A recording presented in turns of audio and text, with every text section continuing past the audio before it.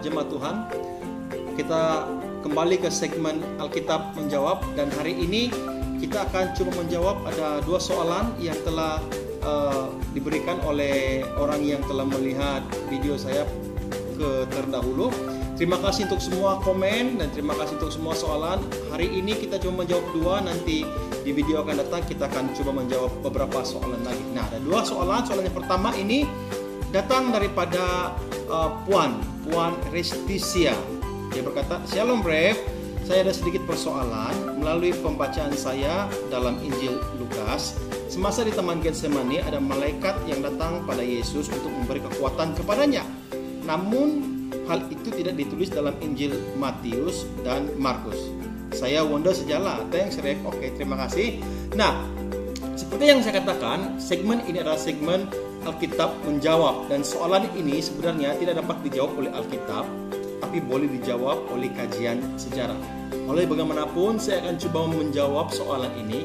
Nah, bukan hanya kisah di Taman Getsemani di mana Yesus dikuatkan oleh malaikat itu, bukan hanya itu saja, tapi ada banyak cerita-cerita di dalam keempat Injil, di mana ada cerita yang ada pada Injil yang satu tapi tidak ada pada Injil yang satu, kemudian ada ditulis dalam Injil yang ini tapi tidak ditulis dalam Injil yang ini. Nah, ada beberapa jawaban yang mungkin, tapi untuk hal ini saya hanya memberikan satu jawabannya, itu kenapa ada peristiwa yang dimasukkan dalam Injil yang satu tapi yang Injil yang satu tidak dimaksudkan. Ini karena sumber. Keempat penulis Injil ini dapat sumber dari sumber yang berbeza. Ada juga di kalangan penulis Injil ini yang meminjam sumber dari kalangan mereka sendiri. Sumber yang diperoleh oleh Injil yang satu ini tidak diperoleh oleh Injil yang satu lagi.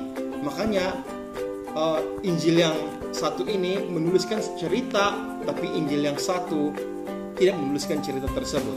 Dan keempat orang ini tidak semua antara mereka ini pernah mengikuti Yesus.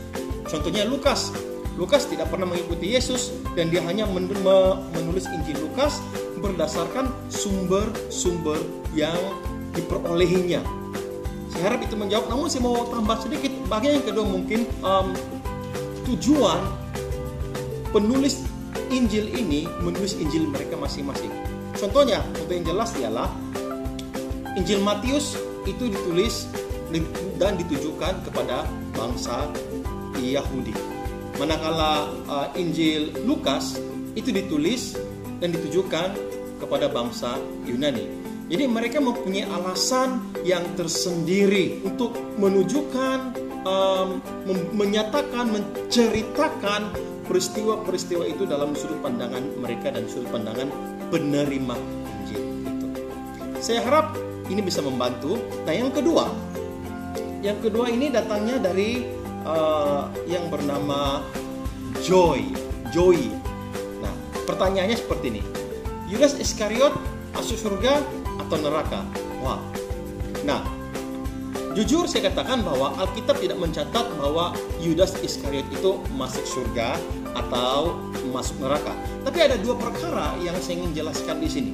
Yang pertama, Alkitab tidak pernah mencatat Yudas bertobat.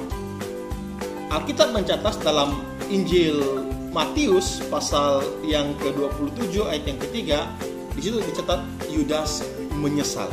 Nah, ada beza menyesal dan bertobat. Ada orang yang mungkin menyesal tapi tidak bertobat.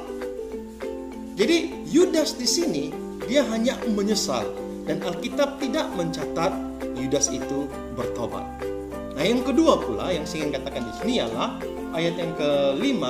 Di situ menjelaskan bahwa Yudas menggantung diri. Berarti Yudas membunuh diri. Nah, dalam Alkitab kalau membunuh masuk surga atau neraka? Pastinya neraka. Nah, di sini kita boleh bagi sedikit gambaran. Bagi pandangan saya, Yudas mungkin masuk neraka. Terima kasih untuk semua yang telah memberikan komen. Jika ada sesiapa di antara yang ingin memberikan pertanyaan dan soalan, kita boleh bincang-bincang bersama dan tulis di ruangan komen, dan saya akan jawab di video-video akan datang. Semoga Semoga Tuhan memberkati.